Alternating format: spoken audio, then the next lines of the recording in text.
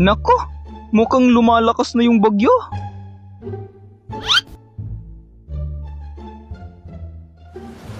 Ma, baka mapadpad po yung bubungan natin. Oo nga eh, ang lakas na ng hangin sa labas. Parang kailangan na natin ng mga pabigat. Ma, alam ko na po. O ano? Siton na lang po ilagay natin dun. Ha?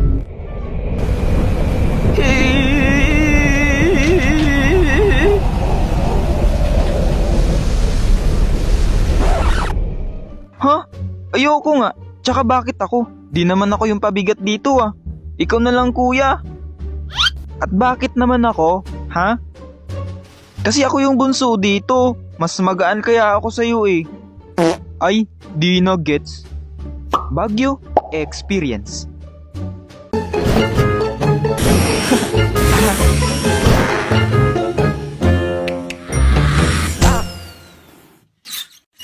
Aray.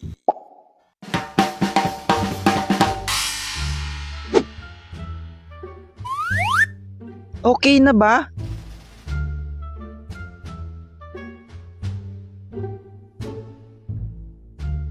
Konti pa. Oh, ayan. Okay na ba yan? Ipihit mo pa. Ipakanan mo. Mas lumalabo eh. Oo na. Teka lang.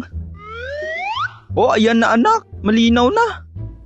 Breaking news.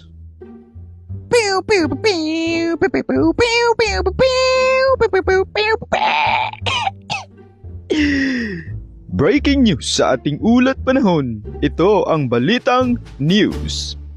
Magandang umaga sa atin mga kababayan. Narito na nga ang nagbabagang balita na kani-kanina nga lang ay napaso pa ako sa balitang ito.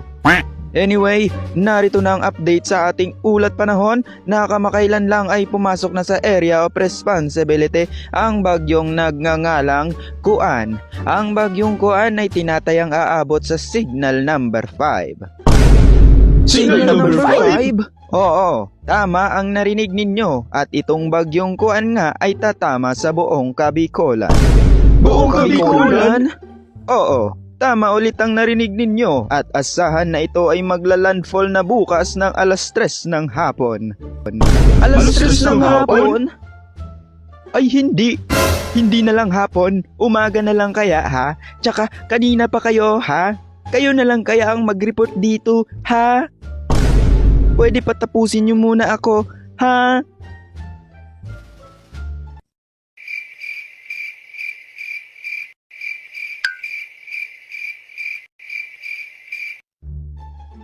Anyway, yan ang ating ulat panahon at ako po si Pulgoso, nag-uulat Balitang News.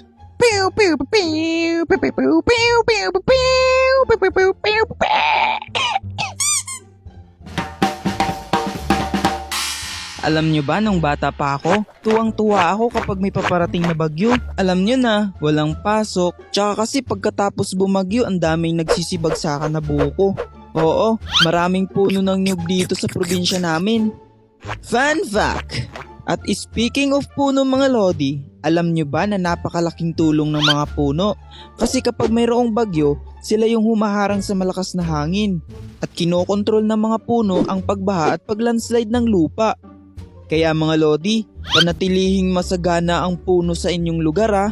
Yun lang. So ibig sabihin po Kuya Ton, safe pala dyan sa inyo tuwing may bagyo? Hindi pa rin? Bakit po? Posible kasi na mabagsakan pa rin ng puno eh.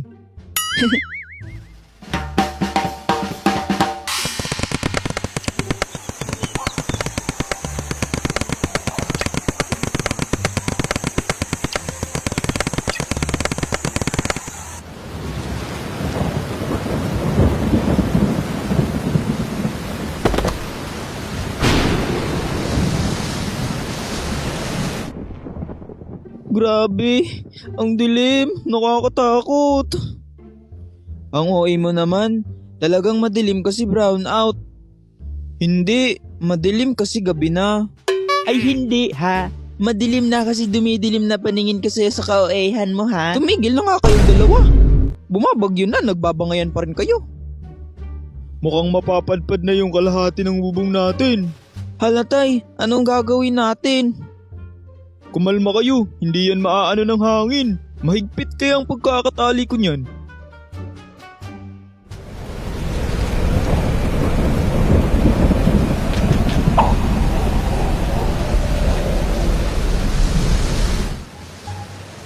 Ay, napadpad.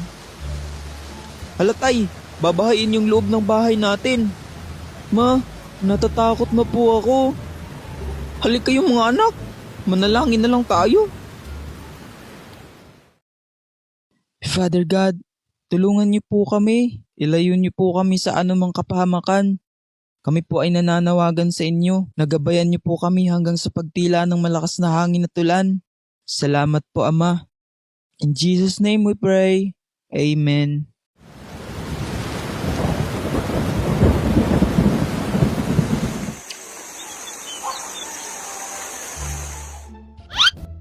Yay! Wala nang bagyo. Thank you, Lord. At pagkatapos nga bumagyo, sunod na ginawa namin ay ang maglinis ng paligid.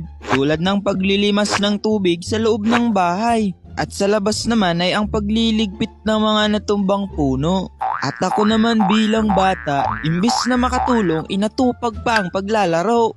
Whee! Kuya, tingnan mo ko. Whee!